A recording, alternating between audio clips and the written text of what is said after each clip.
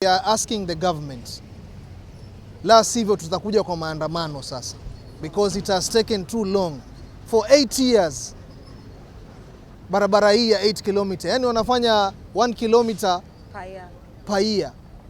Sasa ingekuwa ni barabara ya Thika ama ya Nairobi ingekuwa imemalizika. So we are asking the government, they must fast track, walipe contractor, pesa ifike katika hii barabara. Kama ni pesa ndio shida, barabara iweze kumalizwa kwa haraka iwezekanavyo. Na siasa wetu kutoka magavana, maseneta, MPs, kazi yao ni kitu gani? Kwa nini hawasimami wakipresha serikali wakawajibika kama vile wanawajibika huko bara na hapa ikafanywa namna hii? Haya madharau yatoka wapi na kwa nini?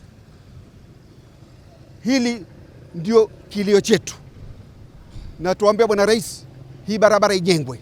Hii barabara from Nyali Bridge mpaka pale City Mall imebeba zaidi ya shule 10, imebeba zaidi ya hospitali 10, imebeba wakaazi ambao wanateseka. Sisi hapa tumekaa just kwa muda wa nusu saa, lakini tumepata, hata mimi ninavyozungumza mafua tayari yashaniingia. Kwa hiyo this is an economic wreckage and we are calling on the stakeholders ili jambo litatuliwe haraka iwezekanavyo. Coast Referral Hospital ni hospitali ambayo inabeba watu kutoka kaunti tofauti tofauti ikiwepo paka Kilifi, na wanapitia barabara hii iwapo wanahitaji utabibu wa aina yoyote, including wamama wajawazito ambao wanakimbizwa kwenda kujifungua. Hii ni barabara imekuwa ikiwa cost a lot of their time kwa sababu huwa kuko so congested hapa wakati wa rush.